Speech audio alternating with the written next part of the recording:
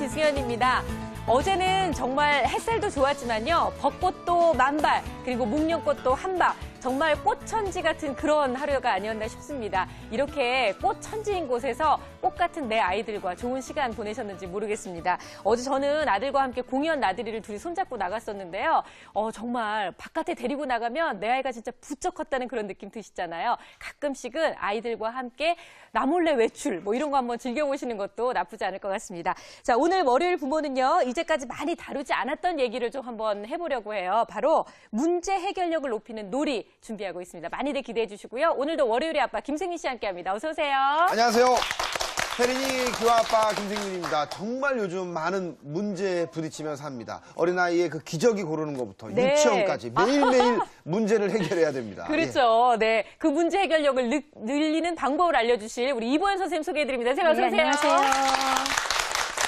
네, 사실은요, 어른들도 정말 뭐 기저귀부터 얘기하셨지만 엄마들의 문제 해결력이 필요한 게 한두 가지가 아니에요. 내 아이 어떤 학원을 보내야 될지 또 내 친구 관계, 부부 관계 여러 가지들 생각하게 살게 되는데 아이들도 선생님 이런 문제 해결 능력이 정말 필요할까요? 그 좁은 세상에 아이들의 그 별로 단조로운 그 생활에서 뭐가 필요할지 참 궁금해요. 한번 좀 엄마 아빠가 집에서 어떻게 하는지 한번 생각해 본다면 네. 이 아이들도 얼마나 많은 갈등과 스트레스를 겪게 될지 우리 다 짐작할 수 있잖아요. 그래서 아이들의 세계라고 해서 우리가 생각하는 거와 항상 막 평온하고 스트레스 없는 게 아니라 오히려 어린아이들은 이런 스트레스 처리 능력이 더 떨어지기 때문에 올바른 문제 해결 능력, 적절한 문제 해결 능력을 갖지 못할 경우에는 어른보다 더 심한 스트레스를 겪게 된다라는 거죠.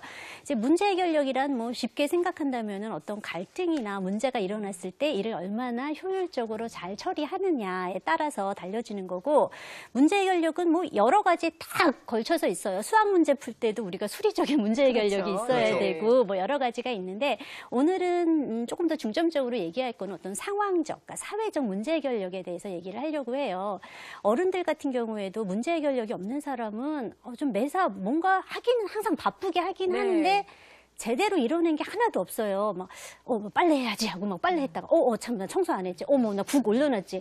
그럼 제대로 하나도 안 되거든요. 그래서 뭔가 우리가 효율적으로 어떤 문제를 분석하고 해결하는 능력이 굉장히 중요하고 사회적인 상황에서는 특히 더 중요한데 친구랑 딱 싸웠어요. 나의 절친인데 네. 근데 화해는 하고 싶은 마음이 있어요. 그런데 가가지고 야! 막 이렇게 하거나 아니면 아무 일도 없었던 것처럼 그냥 한다거나 아니면 오히려 막 짓궂게 막 지분거리게 되면은 오히려 어떤 우정이 더 깨지는 일이 생기거든요.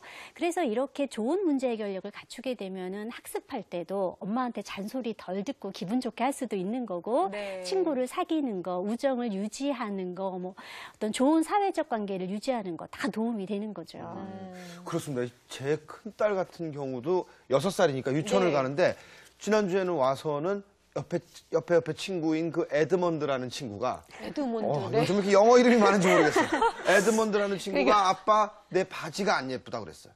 그래서 속상해하는 거예요. 그랬을 때 엄마 아빠가 없는 공간에 내 딸이 6, 7시간을 혼자 있는 거예요. 그렇죠. 그 문제 해결 능력이 이제 있어야 되는 건데 엄마한테 어떤 것도 얘기를 안 하고 이거 혼자서 막 고민을 하는 것 같아요. 네네. 예, 학습 효율 높이고 또 친구하고 우정 돈독하고 자기 주장 잘하는 할 아이. 수 있고, 그렇죠. 그러면 이제 꿈에 그리는 아이인데 매번 이제 문제 해결을 잘해야 될 것 같은데 이게 교육을 하거나 어떻게 좀 공부를 하면 이게 잘 될 수 있는 건가요? 당연해요. 특히 이거는 어떤 후천적인 교육과 학습의 영향이 아주 크다라는 거예요. 네. 아이들은 태어날 때 뭐 울고 사실은 뭐 떼쓰고 이런 거를 알고 태어나는 거지 효과적으로 문제를 해결하는 방법은 뭐 배우고 태어나는 게 결코 아니거든요. 근데 문제 해결에 앞서서 필요한 기본적인 능력들이 있어요. 그러니까 주의력도 좋아야 돼요. 네. 상황을 이렇게 싹 봐서 빠진 거 없이 잘 살피는 것도 있어야 되고 상황 판단력, 상황의 인과관계를 추론할 수 있는 능력, 뭐 이런 것들 참을성도 필요하고요. 네. 그래서 굉장히 많은 능력이 이제 문제 해결력에 이제 포함이 되게 되는 건데요.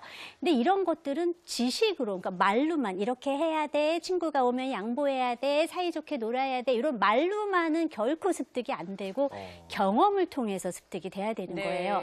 앞서 말씀드린 것 같이 아이들은 울거나 떼쓰는 거를 처음에 다 사용을 해요.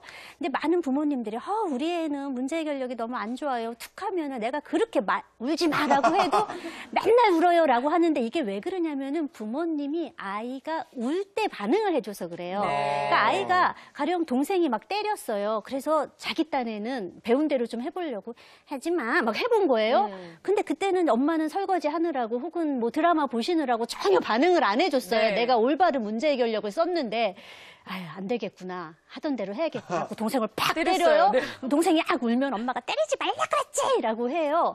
이러한 경험을 통해서 아이들은 내가 좋은 거를 엄마가 가르쳐준 거를 내가 써봤는데 그때는 하나도 먹히지도 않고 아. 오히려 내가 울고 뗐으니까 오히려 반응을 보인다. 뭐 대표적인 예가 마트에서 우는 애들이에요. 그렇죠. 장난감 앞에 보면은 이렇게 뒤집어진다. 뒤집어지는, 예. 그럼 그럴 때 그래 맨날 약속하고 다 가거든요. 그런데 그럴 때 애가 울 때 이런 잘못된 문제